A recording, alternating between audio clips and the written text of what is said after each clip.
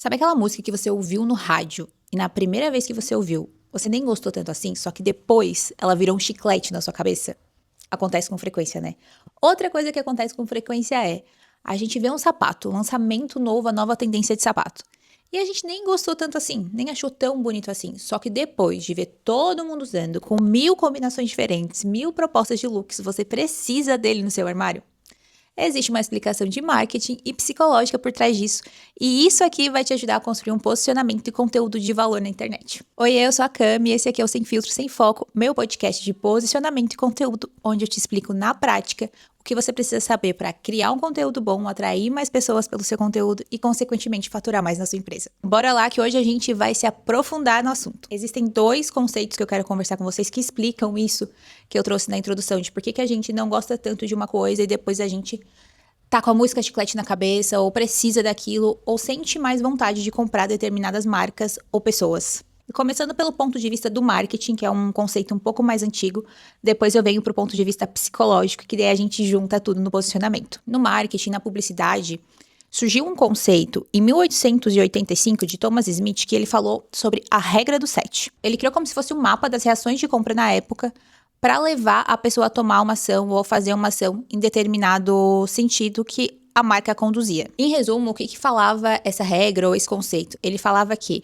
a decisão de compra não é tomada num primeiro momento. Ela é o resultado de um acúmulo de percepções que tu vai criando. Ou seja, ele falava que decisões são tomadas por múltiplos pontos de contato. Que na época onde a gente estava falando de rádio, de jornal, de publicidade mais simples, eram 7 esses pontos de contato. Por isso que o nome é regra do 7. E o que a gente consegue tirar desse conceito antigo para os dias de hoje? 3 coisas principais. A primeira é que uma única exposição raramente convence. A segunda é que familiaridade se constrói em camadas de contato.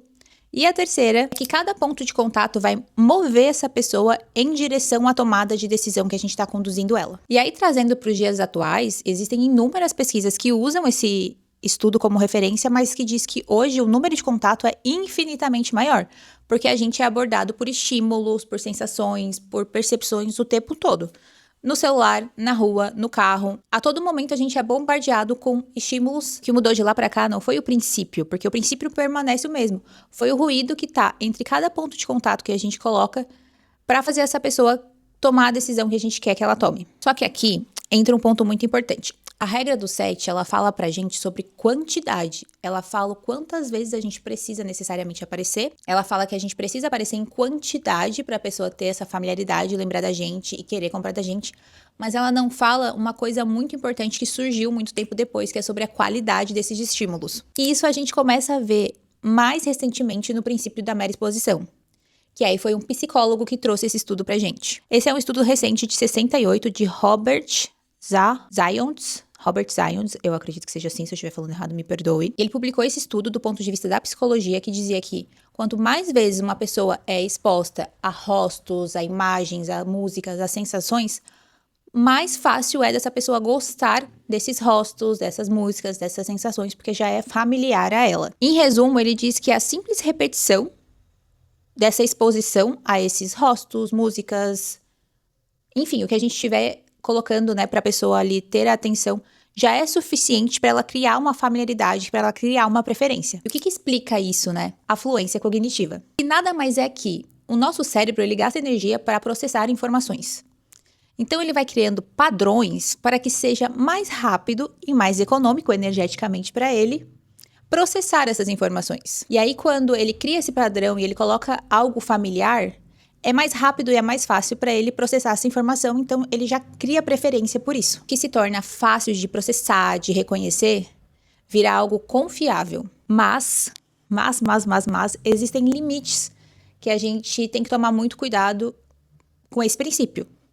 E os 2 principais deles são tomar muito cuidado para a primeira impressão não ser negativa, ou seja, se teu cérebro criar um padrão para essa primeira impressão negativa, a repetição pode condicionar você a não gostar. Então, em vez de criar preferência, você cria antipatia. O segundo efeito negativo é a saturação. Porque se a gente cria essa familiaridade, essa repetição sem intenção nenhuma por trás, a gente só vai estar jogando a mesma coisa. E acontece muito quando você está vendo uma trend no Instagram. E aí você vê tanto aquela trend que você já não aguenta mais ver o mesmo conteúdo inúmeras vezes nas redes sociais. Certo? Você concorda? Então, como é que a gente consegue unir a regra do 7, o princípio da mera exposição e a fluência cognitiva para criar um conteúdo bom e um posicionamento bom?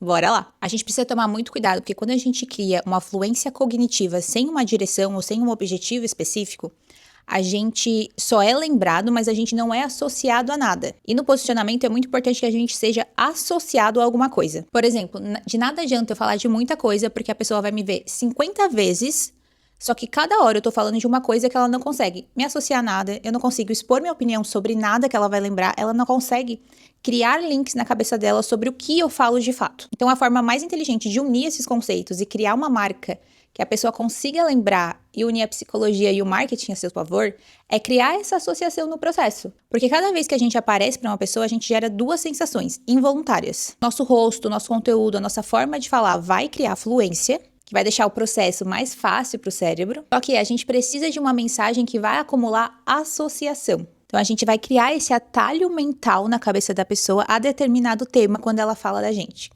Quando ela pensa na gente. Resumidamente, a fluência ela é automática. Quanto mais vezes a gente aparece uma pessoa, ela vai criar uma percepção boa ou ruim sobre você. Você só precisa da exposição em si. A associação é o que a gente consegue construir com conteúdo, com stories, com a nossa opinião. Então, ela depende de você. Ela depende do que você acredita, do que você expõe, do que você escolhe, do ponto de vista que você repete nos seus conteúdos. Quando a gente consegue fluência e associação em conjunto, a gente consegue criar esse atalho que a gente tanto falou na cabeça da pessoa para quando ela pense em conteúdo, ela lembre de mim. Quando ela pense em harmonização, ela lembre de determinada pessoa. Quando ela pense em um dentista, ela lembre de você. De uma nutricionista que fala sobre alimentação saudável, ela lembre de você. E tudo isso nada mais é do que o que a gente conhece como posicionamento, onde cada conteúdo que você vai criar vai contribuir para essa jornada do seguidor a criar essa percepção. Então não é só mais um postzinho, não é só mais um videozinho, não é só mais algo. É algo que você está colocando na escada ali da criação do seu posicionamento, da sua lembrança de marca. Uma frase que resume isso é: o conteúdo bom, um posicionamento bom, te faz sair de um estranho te vendendo algo na rua para um amigo te indicando algo sem esforço. De qual deles tu compra com mais facilidade? Do teu amigo? Então eu espero que vocês tenham entendido tudo que eu trouxe aqui sobre posicionamento, sobre conteúdo, de uma maneira um pouco mais profunda, explicando conceitos por trás, talvez de uma maneira um pouco mais profunda. Mas às vezes eu acho que é importante a gente saber o porquê a gente está fazendo as coisas. Então, por que eu estou construindo um posicionamento dessa forma? Porque tem estudos que me dizem que o cérebro funciona dessa forma. Então, se eu fizer por esse caminho, é mais fácil. E é aquela coisa, a gente querendo ou não, o mundo funciona dessa forma. Então, você pode lutar contra isso e demorar mais tempo, ou entender como funciona e fazer do jeito certo, que vai te levar do ponto A ao ponto B muito mais rápido. Espero que vocês tenham gostado do episódio e nos vemos no próximo.